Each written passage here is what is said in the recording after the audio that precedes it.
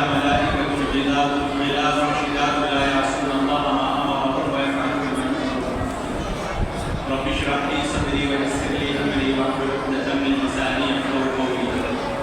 قابل احترام بزرگوں، عزیز دینی بھائیوں اور بہنوں اور پیارے بچوں، اس وقت یہاں آپ کے سامنے مسجد جہاں بنا میں دینیات کا جو مکتب قائم ہے اور وہ ایک منفرد قسم کا مثالی منظم مکتب ہے، اس میں پڑھنے والے بچوں کا تعلیمی مظاہرہ، ان کا ایجوکیشنل ایکسپو یا کہہ لیجیے ان کا ٹیلنٹ شو جاری تھا. آپ نے یہاں پڑھنے والے چھوٹے چھوٹے بچے اور بچیوں سے قرآن کی تلاوت بھی سنی، نعتیں اور نظمیں بھی سنی، حدیثیں اور ان کا ترجمہ بھی سنا، دعائیں بھی سنی، سیرت کے موضوع پر دیگر اسلامی موضوعات پر مکالمے بھی سنے، تقریریں بھی سنی، عربی زبان اردو زبان میں نعتیں آپ کے سامنے پیش کی گئی. یہ ابھی مکتب کو قائم ہوئے شاید پورے 1 سال کا عرصہ بھی نہیں ہوا. آپ کو شاید اندازہ نہ ہو، جو لوگ پڑھنے اور پڑھانے سے تعلق رکھتے ہیں وہ جانتے ہیں کہ اس کم مدت میں اتنی بڑی تعداد میں بچوں کا کسی مکتب میں آ جانا، کسی مکتب کو اتنی بڑی تعداد میں بچوں کا حاصل ہو جانا اور اس انداز میں ان کی تربیت کر دینا اور ان کے اندر اتنا کانفیڈنس پیدا کر دینا کہ وہ یہاں کھڑے ہوں اور اپنی گڑگڑاتی زبان میں قرآن کی تلاوت کریں یا اللہ کے اسماء الحسنی بیان کریں یا دینی موضوعات پر تقریر کریں، یہ بہت بڑا اچیومنٹ ہے، بہت بڑی بات ہے. جو لوگ پبلک اسپیکنگ اسکلس کے بارے میں جانتے ہیں وہ ضرور یہ بات جانتے ہوں گے کہ جب پہلی بار جب بچہ یا کوئی بڑا، بچے تو خیر بچے ہوتے ہیں، کوئی بڑا بھی اگر اتنے مجمع کے سامنے آ کے کھڑا ہو تو پیر کپ کپاتے ہیں اور زبان لڑکھڑاتی ہے اور آدمی کہنا کچھ چاہتا ہے، زبان سے نکلتا کچھ ہے. یہ تو ایک مدت کی مشق کے بعد، پریکٹس کے بعد آدمی سے لائق ہوتا ہے کہ ایک مجمع کے سامنے، گیدرنگ کے سامنے اپنی بات کہہ سکے. تو سب سے پہلے تو ہم مبارکباد دیتے ہیں امام صاحب کو جو اس مکتب کے نگراں یا ذمہ دار ہیں، اور نائب امام صاحب کو اسی طرح بھی جو بہت دلچسپی کے ساتھ اور بہت محنت کے ساتھ اس مکتب کے نظام کو بہتر بنانے میں اور اس کو معیاری اور مثالی مکتب بنانے میں ہماری کمیٹی کی جو حضرات، بالخصوص ان میں جناب ہدایت حسین صاحب، جناب مولانا شاہد اعظمی صاحب، یہ حضرات کمیٹی کے تمام لوگ اور اسی طرح اس مکتب کے تمام معلمین، اساتذہ اکرام، اسٹاف اور آپ تمام حضرات جو اس مکتب سے تعلق رکھتے ہیں، اپنے بچوں کو بھیجتے ہیں یا آج کے پروگرام میں شریک ہیں، سب کو مبارکباد دیتے ہیں. ظاہر ہے بہت دیر سے پروگرام چل رہا ہے اور تھوڑا بچوں کی وجہ سے ظاہر بچوں کو اتنی دیر بیٹھ جانا بہت بڑی بات ہے، تو اس کو کوئی برا بھی نہیں کہا جا سکتا کہ ذرا بچے اس وقت بور ہو گئے، اتنی لمبی جو ہے وہ سن کے بچے پریشان ہو جاتے ہیں. اور چونکہ بچوں کی اصل دلچسپی جو ہے وہ آج ہے ان کا کہ سالانہ امتحان ہوا ہے، اس کا رزلٹ اناؤنس کیا جانا ہے. تو یہ لوگ تو اس کے انتظار میں بیٹھے کہ جلدی سے رزلٹ اناؤنس ہو اور ہمارے انعامات ہمیں دیے جائیں، ٹرافی ملے، شیٹس ملے اور مختلف پرائزز ملے. تو ان کو زیادہ دیر اس طرح باندھ کے رکھنا اور کوئی بڑی ان کے سامنے طویل گفتگو کرنا ان کی حق تلفی نامناسب بات ہے. بس 2-3 چیزیں جن کی طرف اشارہ کرنا ضروری ہے، بالخصوص جو پیرنٹس، گارجینس، والدین یہاں موجود ہیں اور دوسرے ہمارے محلے کے دوسرے معزز حضرات. ایک بات خوب اچھی طرح یاد رکھیں کہ بچوں کی دینی تربیت، ان کو سچا پکا اچھا مسلمان بنانا، ان کے اندر اللہ اور اس کے رسول صلی اللہ علیہ وسلم کی محبت پیدا کرنا، دینی تعلیم دینا، اسلامی احکام سکھانا، شریعت کے مزاج سے واقف کرانا اور قرآن اور حدیث سے واقف کرانا اور دین پر اعتماد اور پیدا کر دینا کہ فخر کے ساتھ اپنے آپ کو مسلمان کہیں اور دین کے احکام پر عمل کریں، یہ اصلاً والدین کی ذمہ داری ہے. قرآن مجید میں اللہ تعالیٰ نے والدین کو اس کا ذمہ دار بنایا ہے، اس کا مکلف کیا ہے کہ اے ایمان والوں قوا انفسکم واہلیکم نارا، دیکھو اپنے آپ کو بھی اور اپنے گھر والوں کو بھی جہنم کے عذاب سے، جہنم کی آگ سے بچاؤ.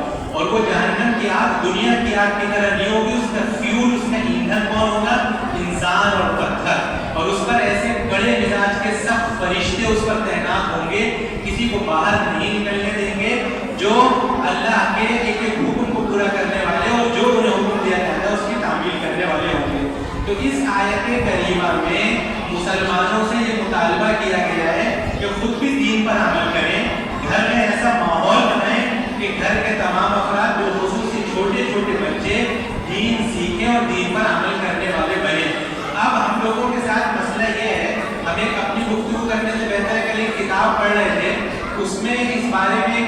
وہ ایک بڑی پیاری تحریر نظروں سے گزری تو ہمیں خیال ہوا کہ آپ کے ساتھ بھی شیئر کریں, آپ کو پڑھ کے سنائیں. ڈاکٹر ندی الاسلام ندوی صاحب ایک بڑے اسکالر ہیں, بڑے عالم ہیں. انہوں نے یہ بات لکھی تھی کہ اس وقت مکتب کی کتنی اہمیت ہے. پرانے زمانے میں یہ ہوتا تھا کہ ہم لوگوں کے یہاں جوائنٹ فیملی سسٹم ہوتا تھا. گھر میں جس گھر میں بچے ہیں اس میں دادا دادی بھی ہیں, نانی نانا بھی ہیں, چچا تایا بھی ہے, پھوپھا پھوپھی بھی ہیں, اور وہ بچہ ماں کی گود بچے کے لیے پہلا مدرسہ ہوتا تھا. ماں بچوں کو لوریاں وہ سناتی تھی تو اسے دل میں اسلام بلکہ شہادت کی محبت ان کے اندر جو ہے پیدا ہو جائے. اور پھر اس کے بعد دادا دادی اسلامی تربیت کرتے تھے, ہر وقت وہ ایک محفوظ ماحول میں رہا کرتا تھا. اس کی ہر بات پر روک ٹوک کرنے والے لوگ موجود تھے, نمازیں سکھاتے تھے, نماز کے لیے اپنے ساتھ لے کر آتے تھے, نماز اپنے ساتھ پڑھواتے تھے. اب ہم لوگوں کے یہاں یہ جو چھوٹی چھوٹی فیملیز کا سسٹم ہے, یہ وہ نیوکلیر فیملی شاید کہلاتے ہیں. تو ہم لوگوں کے یہاں یہ جو فیملی کا سسٹم ہے کہ بس گھر میں شوہر اور بیوی ہیں, اور وہ شوہر اپنے کاموں میں مصروف, بیوی کے پاس بے شمار مصروفیات ہیں, بعض دفعے دونوں ورکنگ ہوتے ہیں, جاب کرتے ہیں, اور پھر وہ بچے اس طریقے سے یعنی بچوں کی طرف سے وہ غفلت ہو جاتی ہے کہ جس کی وجہ سے بچے ضائع ہوتے ہیں, صحیح اچھے پکے مسلمان نہیں بن پاتے. تو اس تناظر میں اس صورتحال کو سامنے رکھ کے مولانا نے جو بات لکھی بہت کام کی اور پتے کی, وہ ہم بس آپ کو پڑھ کے سنانا چاہتے ہیں. اور اس کے بعد ایک دو باتیں اور اس کے بعد اپنے گفتگو کو ختم کریں گے انشاءاللہ. لکھا ہے کہ نئی نسل جس تیزی سے دین سے دور ہو رہی ہے اور اس میں اخلاقی گراوٹ اور بلا روی پیدا ہو رہی ہے, اس پر اگر جلد قابو پانے کی کوشش نہیں کی گئی تو مسلم امت اس نئی نسل سے ہاتھ دھو بیٹھے. ہاتھ دھونے کا کیا مطلب ہے؟ یعنی وہ صرف نام کے مسلمان ہوں گے اور اسلام سے ان کا تعلق واجبی سا ہوگا, برائے نام کے مسلمان. یہ بات خوش آئین ہے, خوشی کی ہے کہ کچھ عرصے سے تعلیم کا فروغ ہو رہا ہے, مرکزی اور ریاستی حکومت اس جانب متوجہ ہیں, بڑے پیمانے پر تعلیمی ادارے قائم ہو رہے ہیں. ابتدائی تعلیم کو جو بیسک ایجوکیشن ہوتی ہے, جو پرائمری, اس کو مفت بنایا جا رہا ہے. پرائیویٹ طور پر بھی تعلیم عام کرنے کی کوشش کی جا رہی ہے. پہلے KG کلاس سے تعلیم کا آغاز ہوتا تھا, اب اس سے پہلے نرسری, پری نرسری بلکہ پلے اسکول قائم کر دیے گئے ہیں. لیکن دوسری طرف یہ بھی حقیقت ہے کہ یہ تعلیم سراسر سیکولر ہے. اس میں دین کی اور اخلاق کی تعلیم نہیں ہے, اس میں دینی و اخلاقی تعلیم کا کہیں گزر نہیں ہے, اور اگر ہے تو بس برائے نام. بچہ جو تعلیم کے مراحل طے کرتا ہے اس کے بستے کا بوجھ بڑھتا چلا جاتا ہے, اور اس کے اوقات مصروف سے مصروف کر. اب ذرا اس بات پر غور کیجیے گا, بچہ بڑا ہو رہا ہے اور اس کے جو شیڈیول ہے, اس کا جو ٹائم ٹیبل ہے, وہ کتنا ٹائٹ, اس کی مصروفیات کتنی بڑھ رہی ہیں, اس کے اوقات مصروف سے مصروف تر ہوتے جاتے ہیں. یہ ہمارے اور آپ کے سب کے گھر کا حال ہے. وہ پڑھائی میں تیز رہے اس لیے والدین ٹیوشن لگانا ضروری سمجھتے ہیں. آگے چل کر اسکول کی تعلیم کے علاوہ کوچنگ کرنی بھی ضروری ہوتی ہے. اس صورتحال میں دین کی بنیادی تعلیم کے لیے کچھ وقت فارغ کرنے کی کوشش کی جائے تو کیسے؟ پہلے بچوں کی بنیادی تعلیم کا نظم گھر پر ہو جاتا تھا. ماں کی گود بچے کا پہلا مدرسہ ہوتا تھا. وہ جو ہی بولنا سیکھتا تھا اسے اللہ, رسول, کلمہ, قرآن مجید کی چھوٹی صورتیں یاد کرائی جاتی تھی. گھر کے بڑے بوڑھے اخلاقی تربیت پر خصوصی توجہ دیتے تھے. لیکن رہن سہن اور طرز معاشرت میں ہونے والی تیز رفتار تبدیلی نے یہ بساط تقریباً لپیٹتی ہے. مشترکہ خاندان کا یعنی جوائنٹ فیملی کا تقریباً خاتمہ ہو گیا ہے. معاشی جدوجہد میں شوہر کا ساتھ دینا بیوی کی مجبوری بن رہی ہے. خواتین کے لیے ملازمت کے مواقع بڑھ رہے ہیں. اس بنا پر والدین اپنے بچوں کی دینی اور اخلاقی تربیت پر قاطع توجہ نہیں دے پا رہے ہیں. آگے انہوں نے اس صورتحال کی تلافی کے لیے یہ تدبیر بیان کی ہے کہ اس کی تلافی ایسے ہو سکتی ہے کہ ہم اپنے بچوں کو کچھ وقت کے لیے مکتب میں بھیجیں. اور مکتب میں بھیج رہے ہیں ہم لوگ الحمدللہ, لیکن جس اہمیت کے ساتھ بھیجنا چاہیے اور اس سے جیسا تعلق ہونا چاہیے اور اس کی جیسی فکر ہونی چاہیے, بس اس طرف توجہ دلانی ہے کہ جب ہم مکتب میں بھیج رہے ہیں 2-3 کام اور کر لیں. اس لیے کہ مکتب میں بھیجنے سے ہماری ذمہ داری ختم نہیں ہو جاتی. گھر میں دینی ماحول فراہم کرنا, نماز کی عادت ڈلوانا, نماز کے لیے اپنے ساتھ لے کر آنا اور حلال حرام کی تمیز کرانا, اللہ کی باتوں سے خوش ہوتے ہیں, کن باتوں سے ناراض ہوتے ہیں, زندگی کا مقصد سمجھانا, یہ اس کے باوجود بھی آپ کی ذمہ داری رہتی ہے. لیکن اگر آپ یہ سب نہیں کر سکتے, آپ نے دیکھا یہاں خالی قرآن کی تعلیم نہیں ہو رہی کہ قاعدہ پڑھایا جا رہا ہو,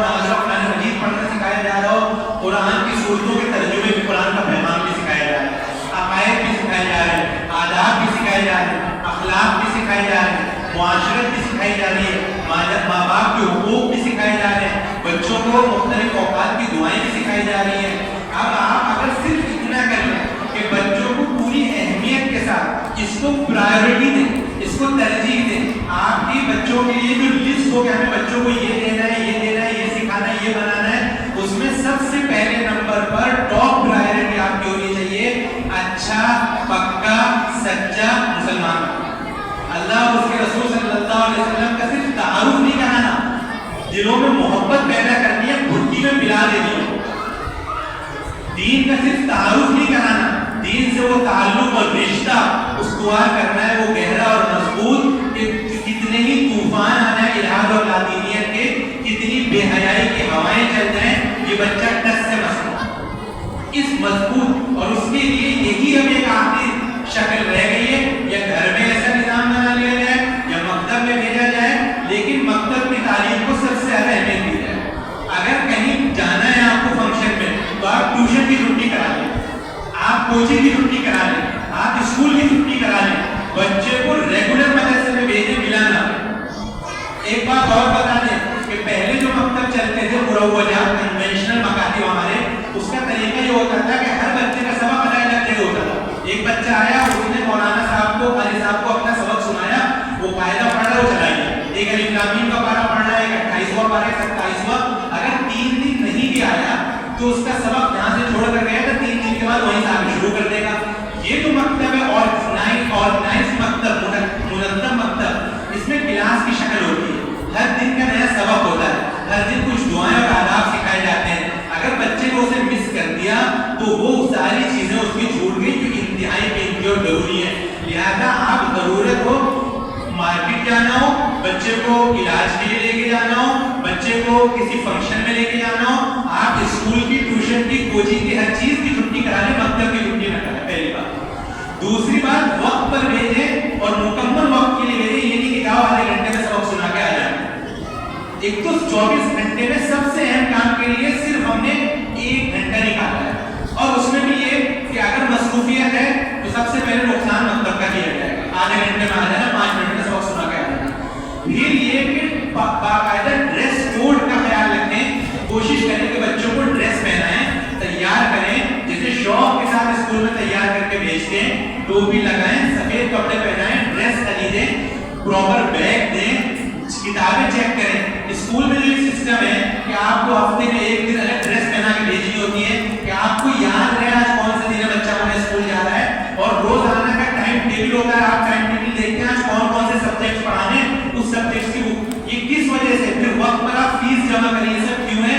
تاکہ آپ خالی اسکول میں داخلہ کرا کے نہیں سمجھیں کہ ذمہ داری ختم ہو. آپ اسکول میں دیکھ لیں آدھے سے زیادہ کام ماں باپ سے کراتے ہیں, اور وہ تعلق اور جڑاؤ قائم رہے. اس کے لیے طرح طرح کی تدبیریں. ایک اسکول والوں نے تو حد کر دی, انہوں نے یہ کیا کہ ہر دن کی الگ ڈریس بنائی, ہر دن کی, کہ ماں باپ کو بتاؤ کہ پیر کے دن آپ کو دیکھ رہے ہیں, پیر کے دن کا ٹائم ٹیبل کیا ہے, پیر کے دن کی ڈریس کیا ہے, منگل کے دن کا ٹائم ٹیبل کیا ہے, منگل کے دن کی ڈریس کیا ہے, تاکہ وہ اسکول سے اتنے جڑ جائے, اسکول کی ان کو اتنی فکر ہو جائے. پھر گھر آنے تو اب کیا ہوم ورک ملا ہے, ہوم ورک کیا کہ نہیں کیا, پھر وہ لوگ واٹس ایپ گروپ پہ بھیجتے رہتے ہیں یہی ایکٹیویٹیز کرائیں, پھر وہ گھر پہ آ کے کہا جاتا ہے کہ اس کی دوبارہ پریکٹس کرائیے. ایک اور بالکل سچی بات ہم آپ سے کہتے ہیں, اس وقت سب سے جیسا ماحول ہے 2 وجہ سے. ایک اس وجہ سے کہ گھر پہ ویسی دینی تعلیم کا نظم نہیں رہا, دوسرا جتنے خطرناک حالات ہیں ان میں دین کا بچانا, ایمان کا بچانا بہت مشکل ہے. اگر اس عمر میں بہت مضبوط ان بنیادوں پر, بہت مضبوط ان کی تعلیم و ترقی کا نظام قائم نہیں کیا گیا, بہت سچے مضبوط ان کو اچھا مسلمان نہیں بنایا گیا, تو جہاں وہ یونیورسٹی میں گئے, جہاں وہ لادینیت کو لبرلزم کے ماحول میں گئے, جہاں ذرا دین کے بارے میں ڈاؤٹس ان کے سامنے آئے, فوراً بہک گئے, وہ اعتراضات کرنے لگے تھے. ان کو کہیں کہ ہمیں یہ بات سمجھ میں نہیں آتی اسلام کی, ہمیں قرآن کی یہ بات نعوذ باللہ صحیح نہیں لگتی, اور یہ ہو رہا ہے. اور کس وجہ سے ہو رہا ہے؟ علامہ ابن قیم رحمۃ اللہ علیہ نے لکھا ہے کہ بچوں کے اندر جو بگاڑ آتا ہے زیادہ تر ماں باپ کی غفلت اور لاپرواہی کی وجہ سے آتا ہے. وہ ان کے بچپن کو ضائع کرتے ہیں, جب وہ بچے بڑے ہو جاتے ہیں تو نہ وہ خود اپنے آپ کو نفع پہنچا پاتے ہیں, نہ اپنے والدین کو نفع پہنچا پاتے ہیں. تو اس لیے بس اتنی سی گزارش کرنی ہے آپ حضرات سے کہ جن کے بچے مکتب میں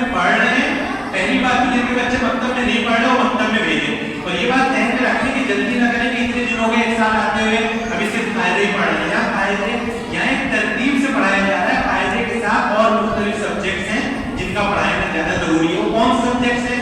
عقائد. بتا دو کہ آدمی مسلمان کن باتوں کے ماننے سے ہوتا ہے, کن باتوں کے انکار سے اسلام سے خارج ہو جاتا ہے. پھر کیا پڑھایا جا رہا ہے؟ طہارت اور پاکی کے مسائل. کیا پڑھایا جا رہا ہے؟ عبادات کے مسائل. اور کیا پڑھایا جا رہا ہے؟ مختلف کاموں کو کرنے کے آداب اور ان کی دعائیں. اور کیا پڑھایا جا رہا ہے؟ اخلاق. یہ سب کیوں پڑھایا جا رہا ہے؟ ذرا توجہ دیجیے گا. اللہ کے رسول صلی اللہ علیہ وسلم بچوں کی کیسی تربیت فرماتے تھے. آپ کے چچا زاد بھائی ہیں بہت کم عمر, حضرت عبداللہ ابن عباس رضی اللہ عنہ. کیا ہم لوگ بس ہم چند اللہ کے رسول صلی اللہ علیہ وسلم کے 3 یا 4 واقعات سناتے ہیں بچوں کے ساتھ. بس اس کی روشنی میں ذرا اپنا جائزہ لے لیں کہ ہم بچوں کی اعتقادی, اخلاقی اور معاشرتی تربیت کی ایسی فکر کر رہے ہیں, نہیں کر رہے تو کل اللہ کے ہمیں جواب دینا پڑے گا. اللہ کے رسول صلی اللہ علیہ وسلم نے فرمایا کلکم راعٍ, تم میں سے ہر ایک ذمہ دار ہے, گارجین ہے, اور ہر ایک سے اس کے ماتحتوں کے بارے میں پوچھا جائے گا ان کے حقوق ادا کیے یا حقوق ادا نہیں کیے. تو حضرت عبداللہ ابن عباس آپ کے پیچھے اونٹ پر سوار ہیں, آپ نے ان کو مخاطب کیا. یاد رکھیے گا 9-10 سال کی عمر ہے, آپ مخاطب کر رہے ہیں یا غلاموں, اے بچے. دیکھیے بات کی کہاں سے کر رہے ہیں؟ اے بچے. غلام کہتے ہیں چھوٹے سے بچے کو, اور سکھا کیا ہے اس بچے کو؟ اے بچے انی معلمک کلمات, میں تمہیں چند باتیں سکھاتا ہوں, یاد رکھنا, غور سے سنو. پھر فرمایا کہ احفظ اللہ یحفظک. 9 سال کا بچہ ہے, 10 سال کا. اللہ کا خیال رکھنا, اللہ تمہارا خیال رکھے گا زندگی کے ہر موڑ پر. احفظ اللہ تجدہ تجاہک. اللہ کے حکموں کو مت توڑنا, اللہ کے حکموں کو پورا کرنا, اللہ کی مدد ہمیشہ اپنے ساتھ رہو. اذا سألت فاسأل اللہ, جب مانگنا اللہ ہی سے مانگنا, دنیا میں کوئی اور نہیں دے سکتا. وَإِذَا اسْتَعَنْتَ فَاسْتَعِنْ بِاللَّهِ, جب مدد کی ضرورت ہو, مدد کرنے والا صرف اللہ, اللہ سے مدد مانگنا, دنیا میں اور کسی سے مدد نہیں مانگنا. دیکھیے کیسا ایمان بنایا جا رہا ہے, کیسا عقیدہ مضبوط کیا جا رہا ہے, بلکہ پلایا جا رہا ہے, اللہ کا کیسا تعارف کرایا جا رہا ہے. اور اس سے بھی بڑی بات جو بچپن میں گھٹی میں پلا دی. آپ بتائیے جس بچے کو بچپن میں یہ بتا دیا گیا ہو وہ کسی حالات سے گھبرائے گا, وہ ڈرے گا, وہ لالچ میں آ کے وہ نفع اٹھانے کے لیے کسی سے ایمان کا سودا کرے گا. فرمایا وَاعْلَمْ, خوب اچھی طرح جان لو, اپنے دل کی گہرائی میں بٹھا لو, زندگی بھر یاد رکھنا, ان الامۃ لو اجتمعت علی ان ينفعوک بشیء, ساری دنیا کے انسان مل کر تمہیں اتنا سا فائدہ پہنچانا چاہیے, اتنا سا, ساری دنیا کی حکومتیں تمہیں اتنا فائدہ پہنچانا چاہیں, لم ينفعوک الا بشیء قد كتبہ اللہ لک, بس اللہ نے جو فائدہ تمہارے مقدر میں لکھ دیا ہے اس کے علاوہ اتنا سا فائدہ نہیں پہنچا سکتا, کوئی فائدہ پہنچانے والا نہیں. وَلَوِ اجْتَمَعُوا عَلَىٰ أَن يَضُرُّوكَ بِشَيْءٍ, وہ تمہیں نقصان پہنچانا چاہے, ساری دنیا ایک طرف, تم ایک طرف, ساری دنیا کھلی ہوئی ہے, تمہیں مار ڈالیں گے, لیکن اگر اللہ نے وہ نقصان تمہارے قسمت میں نہیں لکھا, ساری دنیا مل کے تمہیں کوئی نقصان نہیں پہنچا سکتی. جس بچے کا یہ عقیدہ بن گیا ہو, یہ بتائیے وہ کبھی حالات سے سمجھوتا کرے گا, وہ کبھی دباؤ اور پریشر میں اپنے ایمان کو چھوڑے گا, وہ اپنے لباس کو چھوڑے گا, وہ اپنی شریعت کو چھوڑے گا, وہ کسی لالچ اور نفع کے نقصان میں, وہ نفع کی خواہش میں, کسی لالچ میں کوئی اپنے ایمان کا سودا کرے گا؟ ہرگز نہیں. ایسے ایمان بنایا کرتے تھے. اب ایک چیز اور دیکھ لیں, آپ ان کو حلال اور حرام کی تمیز, چھوٹا سا بچہ ہے, آپ بتائیے حضرت حسن کیا عمر رہی ہوگی, 4-5 سال کے بچے, انہیں کیا معلوم اچھا برا. جب ہم لوگ بچوں سے کچھ کہتے ہیں ٹوکتے ہیں, آپ کہتے ہیں بچہ ہے, آپ یہ کیوں پہنا رہے ہیں, ارے بچہ ہے. آپ یہ خراب لباس کیوں پہنا رہے ہیں, بچوں کو بے حیائی کا لباس کیوں پہنا رہے ہیں, ارے بھی چھوٹی بچی ہے, 5 سال کی بچی ہے. آپ دیکھیں اللہ کے رسول صلی اللہ علیہ وسلم گھر میں آئے, دیکھا صدقے کی زکات کی کھجوریں رکھی ہوئی تھی. حضرت حسن بیچارے چھوٹے سے بچے, ان کو کیا معلوم, ان کے لیے ایک ٹافی ہے, انہوں نے اس کو اٹھایا منہ میں ڈالا. ان کو نہیں معلوم کہ اللہ کے رسول کے خاندان کے لوگ زکات اور صدقے کا مال نہیں کھا سکتے, ان کے لیے جائز نہیں, ان کے لیے ناپاک حرام. اللہ کے رسول نے فوراً کہا کف چھی چھی چھی, ایسی نفرت ہو رہی, چھی چھی کیا کھا رہے ہو, چیر بھی یہاں پھینکو اس منہ سے نکال کے. اما علمت ان لا ناکل الصدقہ, تمہیں نہیں معلوم کہ ہم اہل بیت صدقے کا مال نہیں کھاتے. اس بچے کو یہ تو نہیں کہا کہ بچہ ہے اور واقعی بچہ مکلف نہیں ہے, اس کے لیے حرام بھی نہیں تھا, لیکن وہ سکھانے کی عمر ہے, وہ تربیت کی عمر ہے. اور ایک اور پھر آپ حلال حرام کے علاوہ آداب کیسے سکھاتے تھے. حضرت انس آپ کے خادم ہیں 10 سال کے, ان سے کہہ رہے ہیں یا بنیا, ہر وقت ساتھ رہتے ہیں, اذا دخلت علی اہلک, اے پیارے بچے جب گھر جایا کرو فسلم, سلام کیا کرو.